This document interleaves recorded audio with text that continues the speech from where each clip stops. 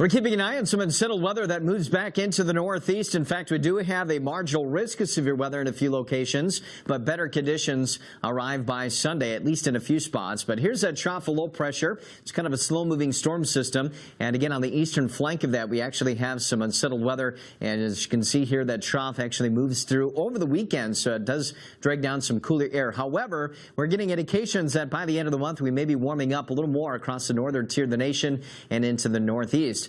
For today, we have a marginal risk of severe weather in this dark green. It does include D.C., back west to Pittsburgh, Buffalo, Detroit, Cincinnati.